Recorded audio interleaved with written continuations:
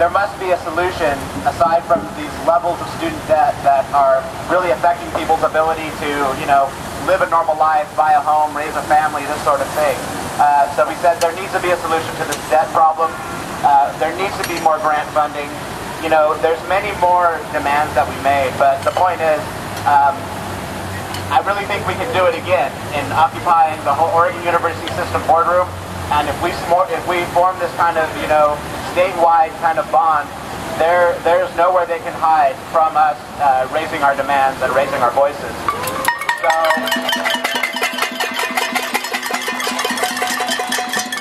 So let's get together and come up with some badass demands.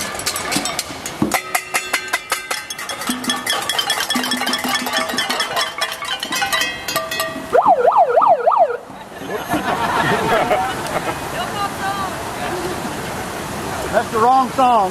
Just keeping you guys on your toes, that's all. So, I guess, is there a rhythm section? Mac? Where's Mac at? I mean, we're all a rhythm section, but I heard we might have some awesome drummers out for us tonight. Where's Mac? Mac, where are you? Okay, we'll wait on that for a sec. The final thing we wanted to do before we just started having fun, start dancing, and start to celebrate life a little bit with each other, make these connections, meet each other so that we can actually start to organize. Just saying a little bit about the symbology of what we're doing tonight. So the red square, if people aren't aware, comes out of Montreal. It's what people have been using to signify that they stand in solidarity with the students that are striking right now. And it's become more than that as a symbol. Now it's, for us, we're going to use it. It's a great symbol for our own plight in this country with privatizing of education. The casserole, which we've been doing, basically how it works, and I think it's a great idea. I'd love to replicate it on a large scale here, but basically you come out of your house, you got some pans, you heard that there's going to be a gathering downtown somewhere like we're doing tonight. You have a neighborhood organization, you go outside, you start on some pans, and people come out and what are you doing? We're going to go downtown and we're going to go to this rally, and you get eventually to the point you get so practiced that you have these streams of people going through the streets until they get somewhere. We had a mini bike storm tonight, it was pretty fun. And it works, gets people's attention, so if you do it with Chance or whatever, it's great. Is Mac back yet? Or would Chase know? Where's Chase? Sorry. Where's Chase or Mac? They both left us. Oh, there's Mac. Okay. Come to the front, sir. Should have telephone.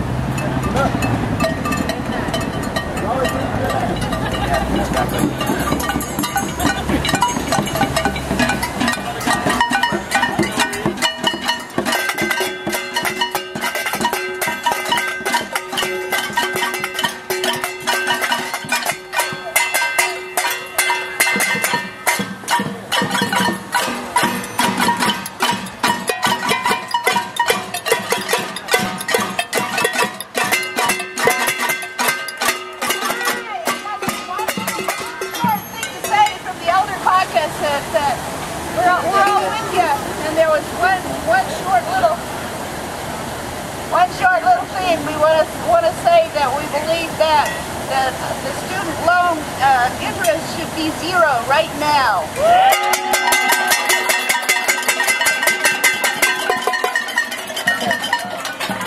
We're going to bring the people in the front to lead us in some rhythm. We're going to bang for as long as we want to. We'll start dancing pretty soon.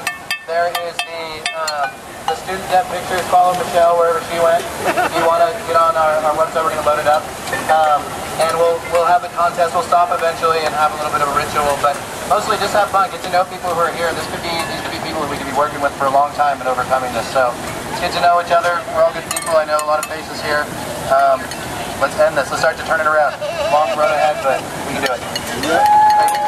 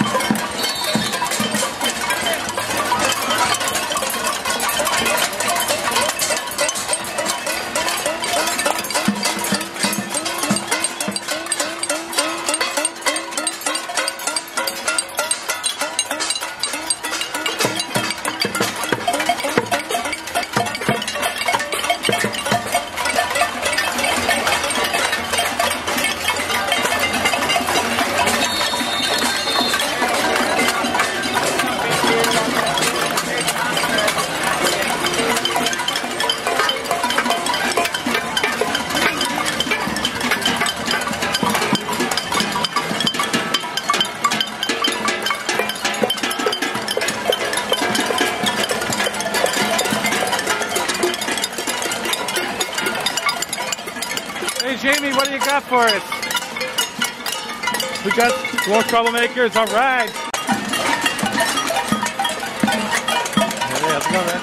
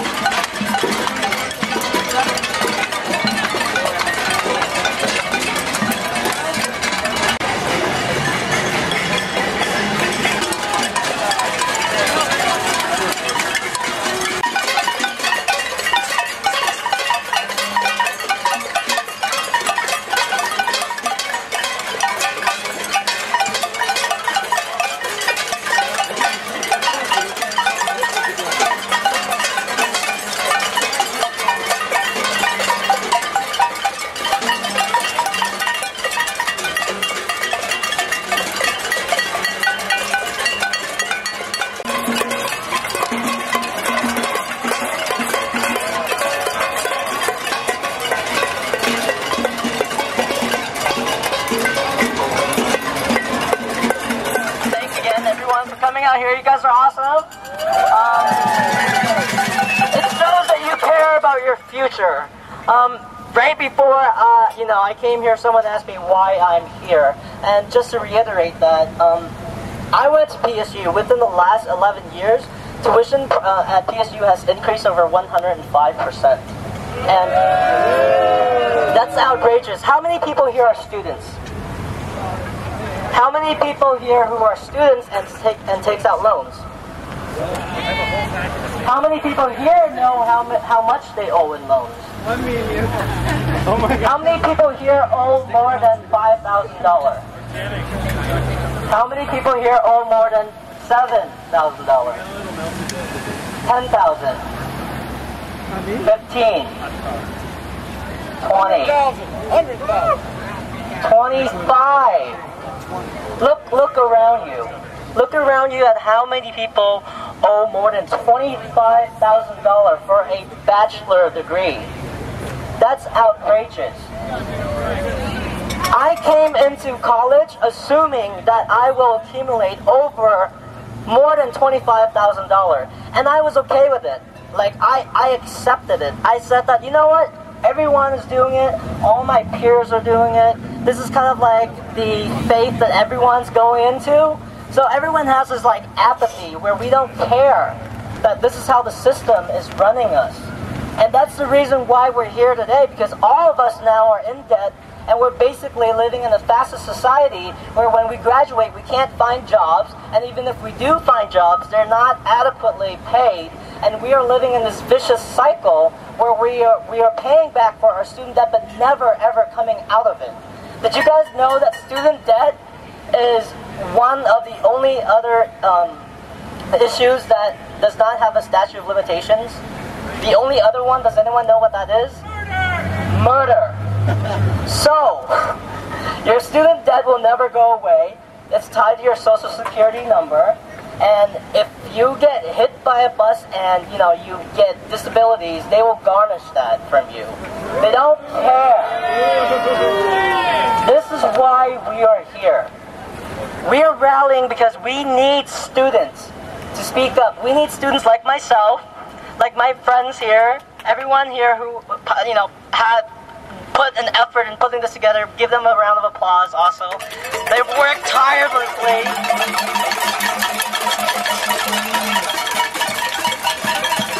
None of us are getting paid. We are working in addition to volunteering and, rallying for a cause. Why do we do that? Because we believe in something. We want a better future, not just for ourselves, but for our cousins, our sisters, our brothers, our children, right? Cancel the debt! Cancel the debt! Cancel the debt! Cancel the debt! Cancel the debt! Cancel the debt! Cancel the debt! Cancel the debt! You can do it better than that, I know it! I know you got it in your Portland!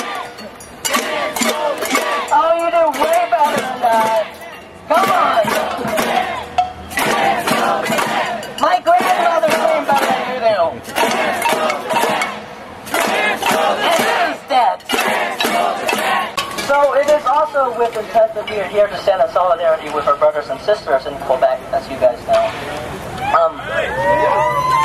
So go Quebec. If you hear us, we are here with you. We heard you. I'm from Quebec. I'm from Montreal. I just arrived today to Portland, yesterday actually. And this is like the hottest thing I've seen in my whole trip. All my friends will heard about this, you will sure of it. This is something Yes. I just want to say thank you, Portland, because you're supporting not only the students of Quebec, but you're supporting the opposition to neoliberalism system. That's what we are fighting for. Much more than human rights. It's about to change the system. Capitalism is showing its failures. We have to change this. So thank you again, Portland. I love you.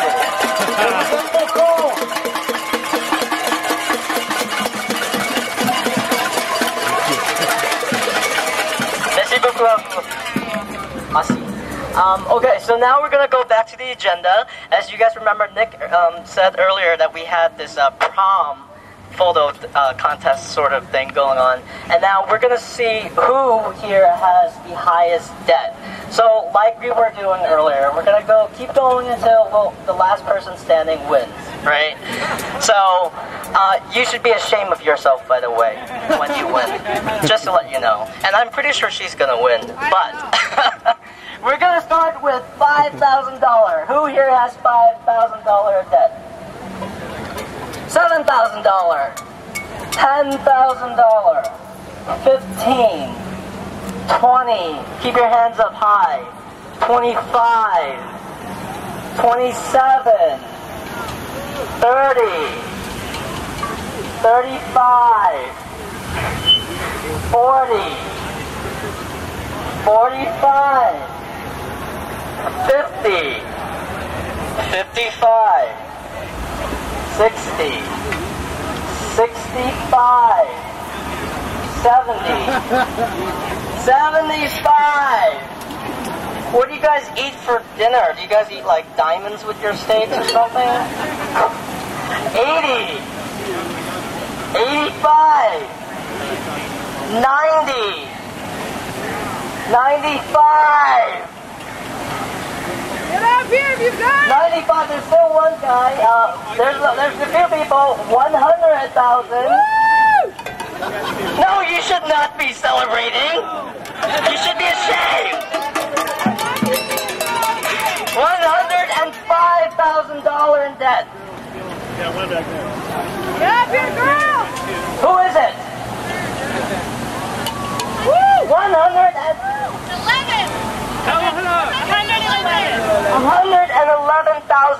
in debt. Okay, yeah, let's go. So now Michelle is going to crown our student debt prom queen. Debt prom queen.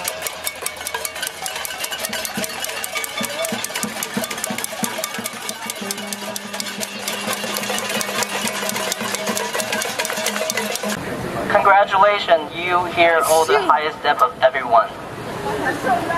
Combining the majority of us also. So now we're going to evolve to a peaceful and obedient march, where we're going to obey and follow the traffic light. We're going to stay on the sidewalk, and we're going to go down towards the waterfront, right? And the intent of this is to basically raise awareness.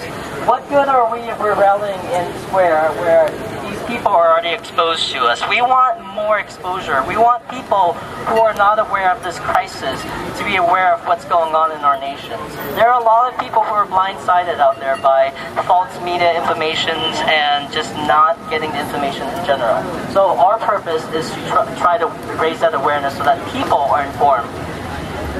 That's for a temp check. Can we get a temperature check to see if people are okay with that? Or are people feeling good, or are people feeling bad, or any concerns? Can I get a temperature check for feeling for twinkle up? if people are feeling it. About marching towards the water fence, but staying on the sidewalk and obeying the traffic law. Temperature check for twinkle up. Any twinkle down? Stick with the plan. So march. We're gonna march. That wasn't the plan. Oh. That was the exact opposite plan. No marching. Polar opposite. No dancing with the plan. No marching. No. So there's like 3 people that don't want to march and the rest of the people. Here, let me see. We are not going to march. I already talked to the police. Police liaison. How ironic, right? So, they're cool with us being here, not messing with the flowers. I also talked to the private security. Everything's cool. And I do not want to ruin that. Because, you know, who likes being punched by cops? I sure as hell don't. So, we're going to stay here, have an awesome dance party. But, if you yourself as an autonomous action not related to this want to, go ahead. I can't stop you. We can exchange stories of how and why we ended up accumulating the amount of debt that we had or have, and or we could have a dance kind of panning party like the casserole kind of thing. We have disco music too. And accordingly, and supposedly we have disco music. So. My name is Brittany. I am a licensed massage therapist and spa specialist. Louder? Is that better? Yeah. Cool. I accumulated a bunch of debt because I went into a healthcare profession expecting to be able to help people and hopefully make my own lucrative business. However, due to the fact that massage therapy has become a trade school, which is very, very popular in the Portland area, I have just under $30,000 in debt due to the fact that I can't keep a job. And the jobs that I can keep are for corporate assholes who don't know how to take care of fucking anybody but the damn selves. And I don't know about you, but I fucking refuse to work for people like that anymore. Absolutely not. So now I'm going back to school to become a naturopathic doctor. So by the end of my schooling, I will be close to about $200,000 in debt. And I don't know if any of you have looked at the job market for naturopathic doctors lately, but I don't even make $100,000 a year. I wouldn't anyway.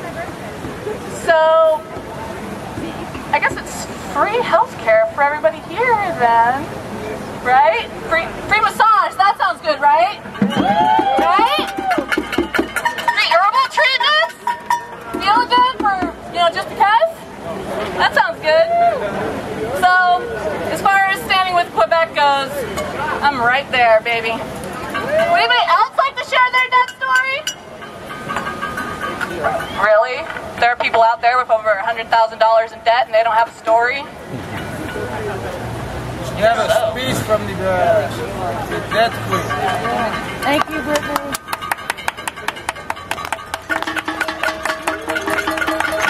Hi everybody, I'm Elizabeth. Is this loud enough? Yes. So, I guess I'm in student debt for several reasons. First, I went to a state school in California, but they weren't providing enough disability services because I have a learning disability, so I went to a private school in Washington State. And my dad had Parkinson's disease and had other health problems, and he could not walk for many years, and so he couldn't help me. He wasn't able to make the income he could have made had he not been sick, and now I'm in $20,000 worth of debt because of my dad's health problems and because the state school did not have enough disability services and I needed to go to a private school. That's about it. Occupy the world.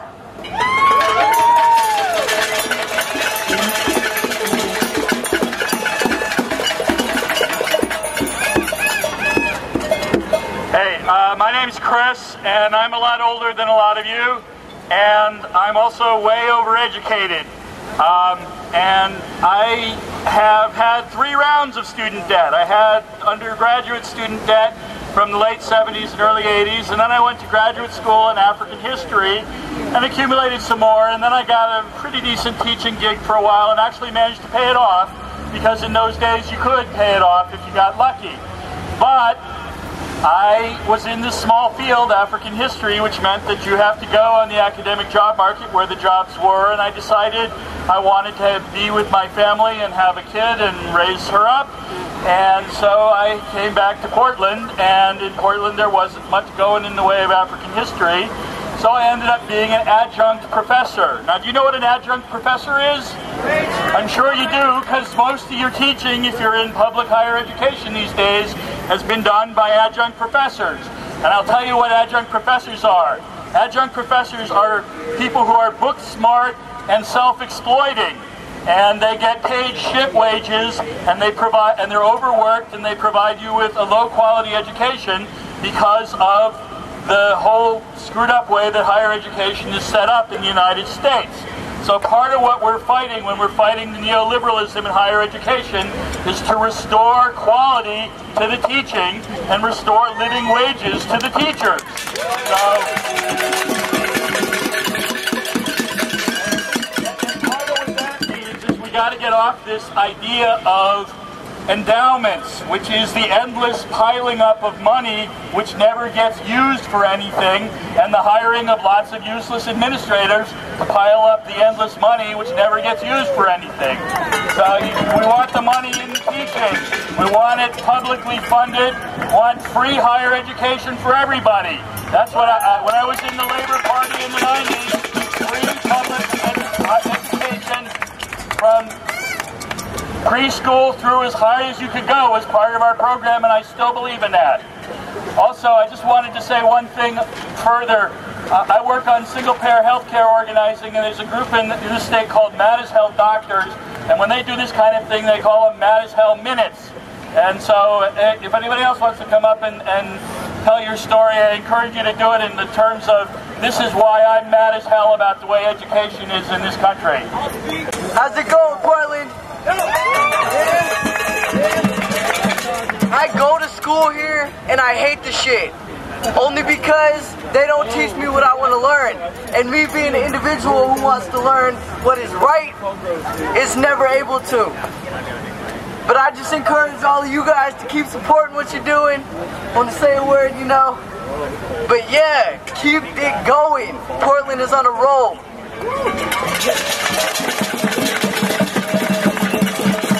Hello, my name's Jason. I graduated with a BA in English in the year 2000. I'm $32,000 in debt. My wages are garnished because I don't have enough to pay the monthly minimum, which is $500.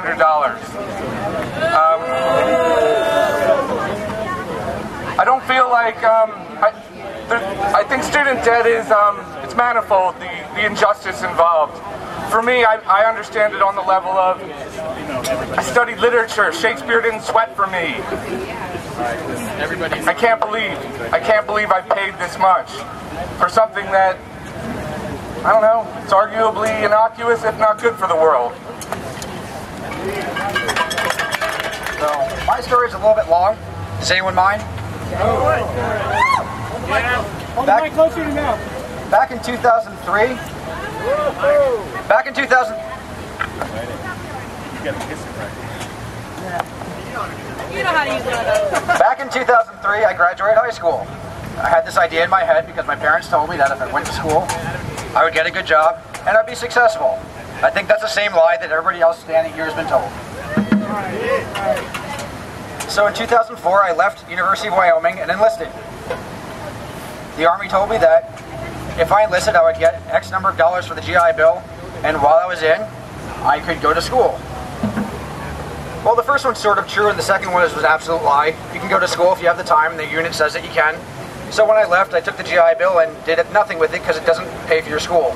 It pays a grand total of $1,700 out of my $11,000 a quarter tuition at PSU. I've taken on, I think, roughly about $21,000 in debt in 3 quarters.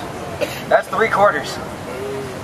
I estimate that by the time I graduate med school, if I ever even get there, I'll probably be somewhere around $500,000 in debt. So if we're talking about doctors that are coming out, the doctors should be working because they're supposed to be helping the patients, not because they're trying to pay off the debt that they incurred on the way there. There's another problem in this country with education. It isn't just about money. It's that education is grooming people for jobs to support the corporate elite. They're not jobs that satisfy your inner desires to fulfill you. It's about fulfilling the needs of others and working your ass off to not only get nothing for it, but to contribute to a system that does not help our society. So I went to school and I quit my job, I sold my house, I gave up everything, and I moved into with my parents for 5 years. That was horrible. Only to accumulate a ridiculous amount of debt. I think I'm up to $90,000 now. By the time I'm done, I'll be well over $100,000.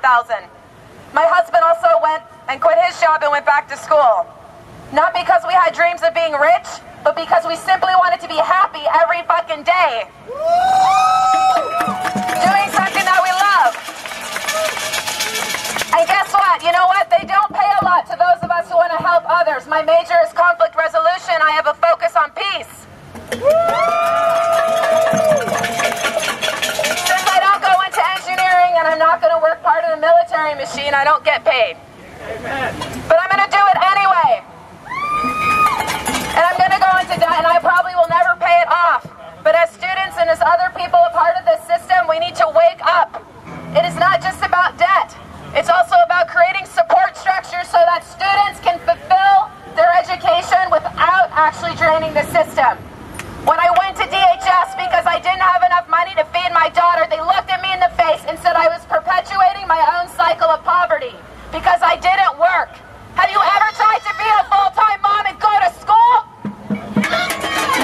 That is work. I'm 80% deaf. My parents are divorced, and it was very hard. You know, they're not going to pay for me to be able to go to school, but they kept saying, if you get good grades, you'll get a grant. Just when I came in, guess who was president? Ronald Reagan. No grant for handicaps. My favorite vegetable. Yeah, thanks. So, I did manage to take a couple years of it, and I studied architecture. One thing I learned about architecture, form, follow, function. That was the writing on the wall for the United States of America right there. Every home either had a Tudor ranch-style house. There's like two designs that was very popular for the rest of the nation.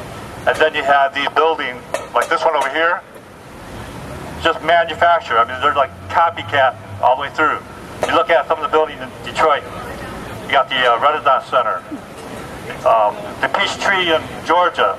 They all look kind of the same. They're all made by companies, you know, corporations. No design, no, well, this building on your right, the courthouse, that would be considered classic architecture. You won't see that anymore. That's the end of it. So that was kind of a writing on the wall. The rest of America was just going to be on corporate design. Form, follow, function. Now, you people are now form, follow, function. The less education you have, the cheaper it costs, or cheaper you will cost and able to hire you. I mean, basically, the more worthless you are, the less they have to pay you to work. That's the bottom line. So this is not a personal story.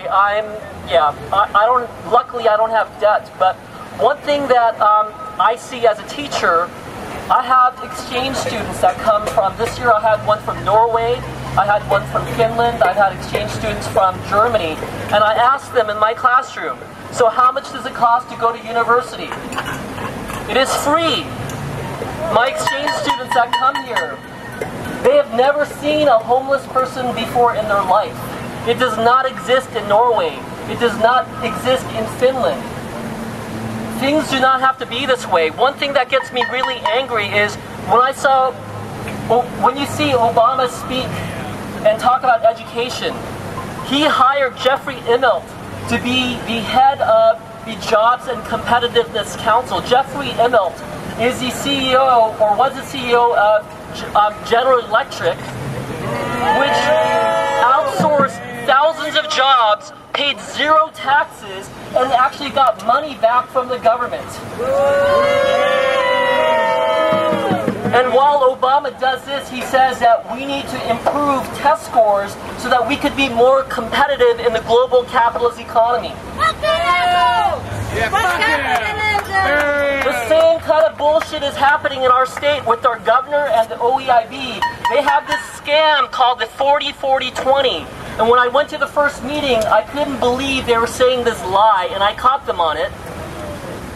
And the lie is that they say that by 20 years from now, Oregon needs to have 80% of all our jobs, or all our students have at least a post-secondary education in order to have a job.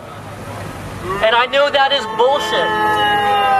Here are some of the statistics, both from Oregon and on a national level from the Bureau of Labor Statistics.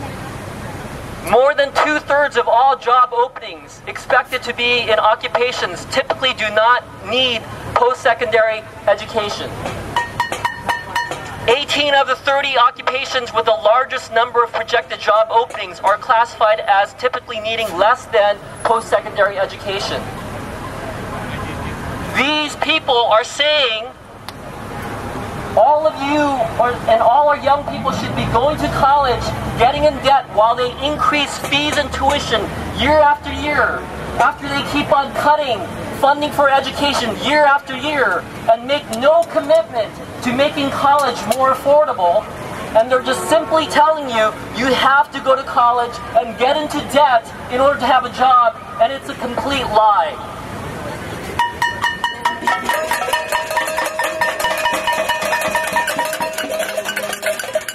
So I hope all of you will look up more about what's happening with our public schools and universities under the Oregon Education Investment Board and not allow this bullshit to happen. Demand that they talk about raising funding for schools and stop talking about outcomes in data and test scores. Thank you.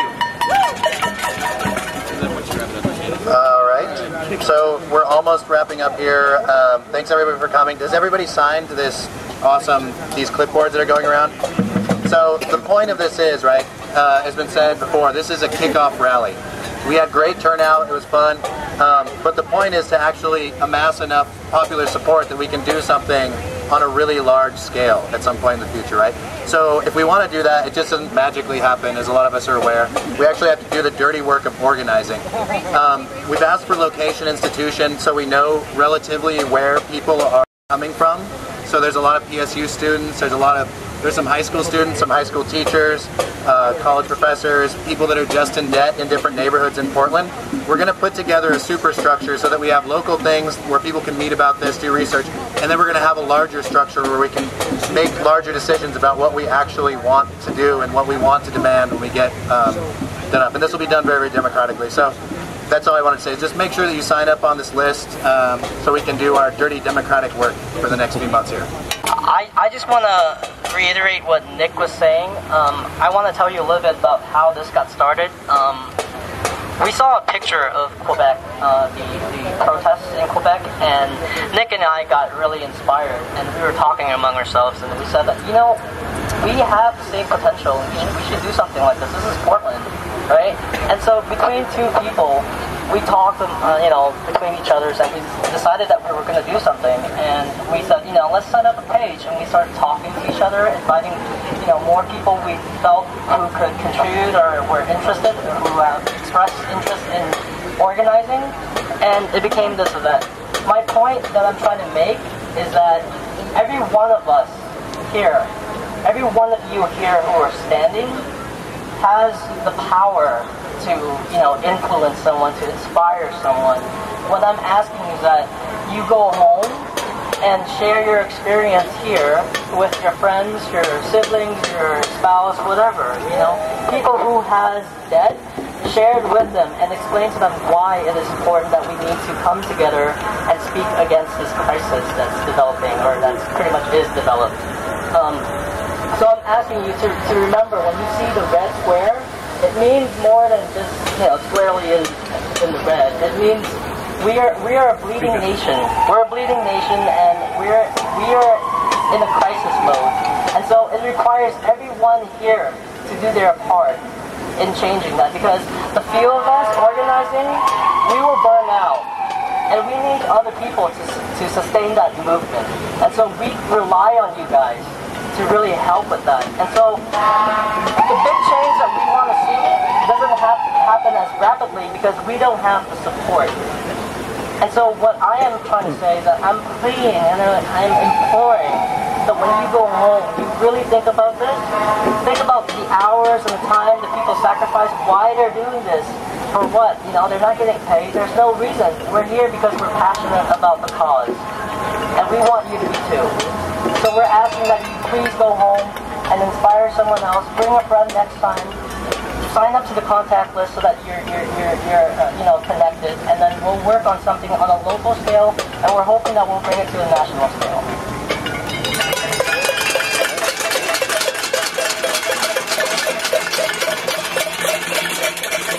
Okay, everybody, so not quite finished. There's still a dance party to have.